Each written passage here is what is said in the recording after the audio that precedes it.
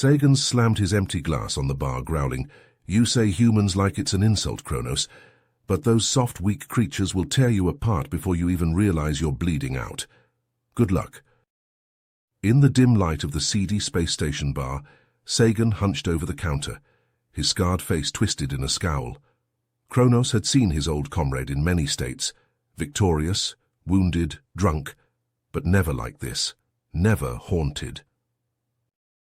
"Sagan, you look like you've seen a ghost," Kronos said, sliding onto the stool next to him. "Worse," Sagan muttered. "I've seen humans in action." Kronos scoffed. "Humans, those pathetic pyjaks? What could they possibly do to rattle a hardened warrior like you?" Sagan's eyes unfocused as if reliving a terrible memory. "Remember that mission to the Gamma Quadrant? We intercepted a distress call from the Zindi. They were under attack by the Dominion.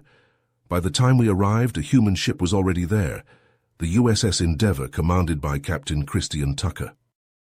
He took a long pull from his drink, then slammed the glass down. "We thought the humans were idiots for getting involved. The Dominion was a powerful enemy, and the Zindi were strangers to both our races. But the humans didn't hesitate. They saw a species in need and jumped right in." Kronos leaned forward, his interest piqued. "So what happened?" Sagan's fist clenched. "What happened is that I saw the humans do things I never thought possible. They fought with a ferocity and cleverness that put us to shame. And if they hadn't been there, the Zindi would have been wiped out completely, and the Dominion would be banging down our doors today. The humans need to succeed that day. They were the Zindi's only hope." "That's when Tucker really showed what humans are made of," Sagan said, his voice now tinged with a hint of admiration. "He had the Endeavour release a barrage of those quantum filament torpedoes right into the center of the approaching Dominion fleet. The detonations ripped through their formation, sending enemy ships careening into each other. It was chaos." Kronos's mouth hung open in shock. "I've never heard of a weapon doing that kind of damage. How is that possible?" Sagan shrugged. "Hell if I know. Some kind of subspace disruption field, according to the humans engineer. All I know is it bought them time. Time to beam strike teams onto the crippled ships, time to evacuate the Zindi survivors, time to regroup and prepare for the next wave." He leaned back, his expression distant. "I watched it all from my ship.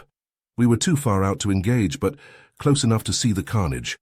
The Dominion kept coming, wave after wave, but the Endeavour held the line.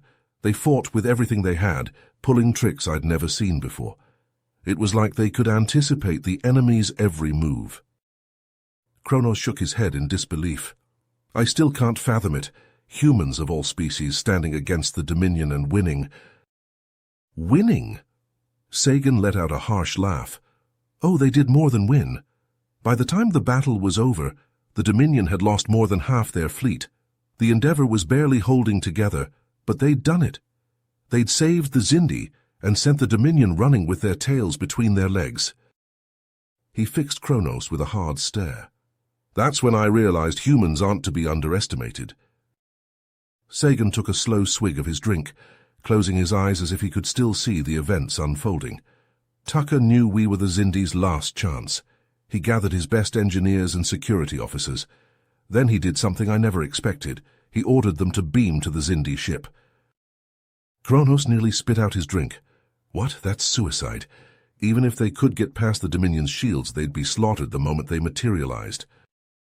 A wry grin spread across Sagan's face. "Yeah, that's what we all thought. But the humans had a secret weapon, a phase cloak."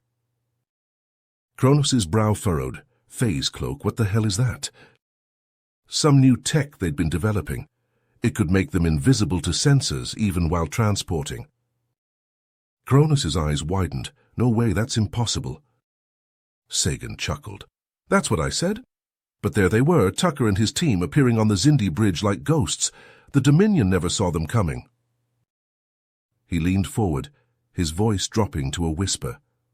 "They got to work fast, repairing the Zindi shields, rerouting power to their weapons.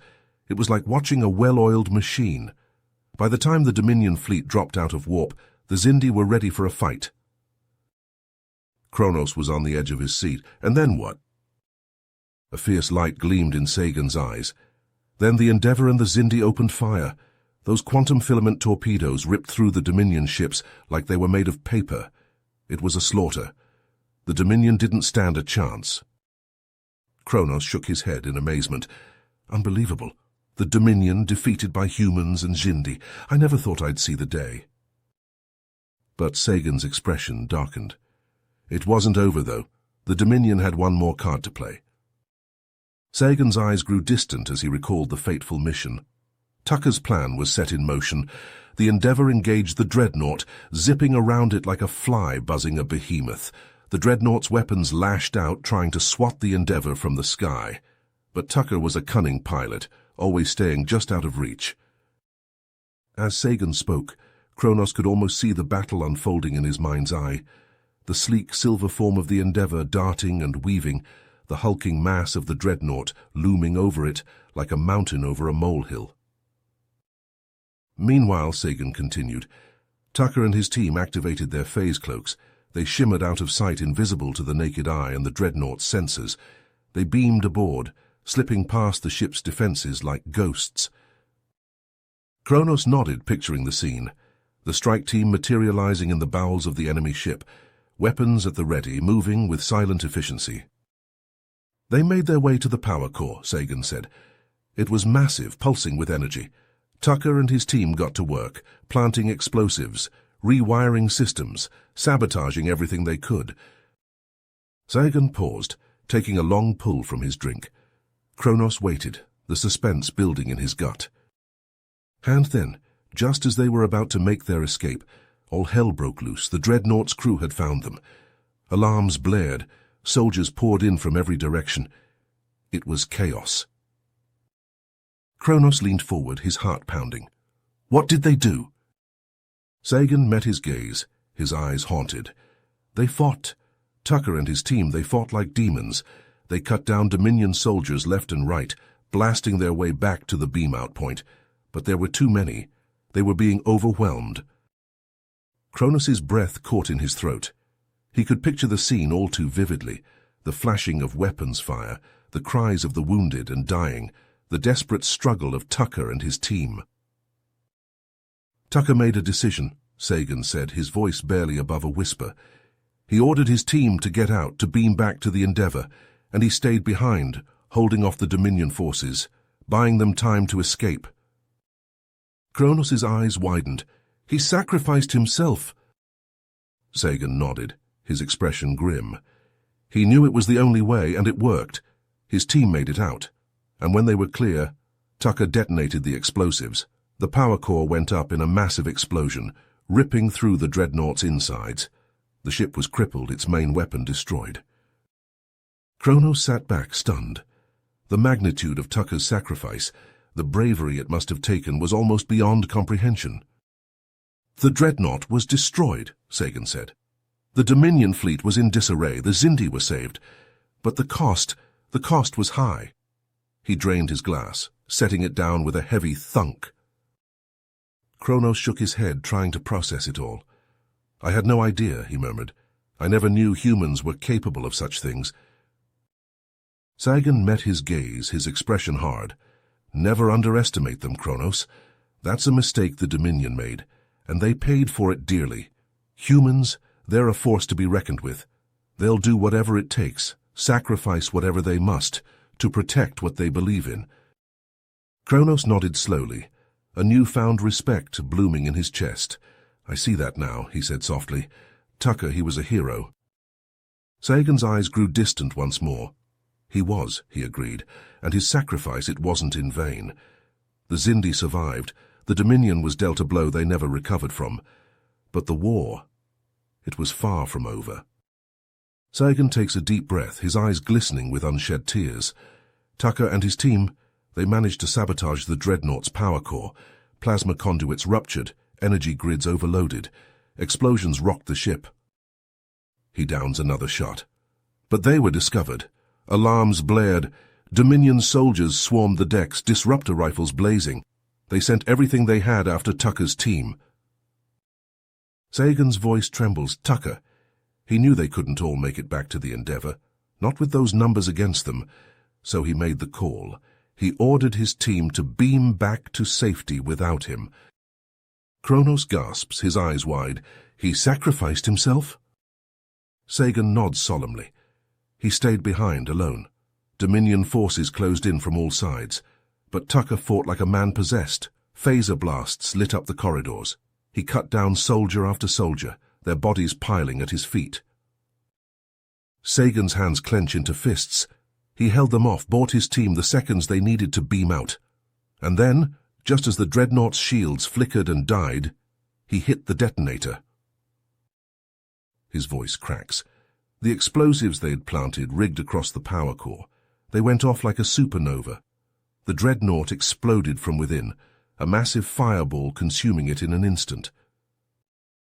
Sagan pauses, his breath shaky. The blast was so powerful it took out half the Dominion fleet with it. Ships vaporized left and right, torn apart by the shockwave. Tucker, he saved us all that day, but at the cost of his own life. Kronos is silent for a moment, processing the weight of Sagan's words. That's incredible. I had no idea humans were capable of such bravery, such selflessness.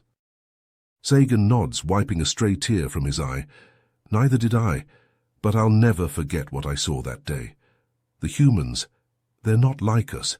They're not warriors, not in the traditional sense, but they have a strength, a courage, that goes beyond anything I've ever seen. Sagan raises his glass, his hand trembling slightly. To Captain Christian Tucker, a true hero, and to the humans, may we never underestimate them again. Kronos raises his glass in turn, nodding solemnly. To the humans, and to the hope that one day we may be worthy to stand beside them.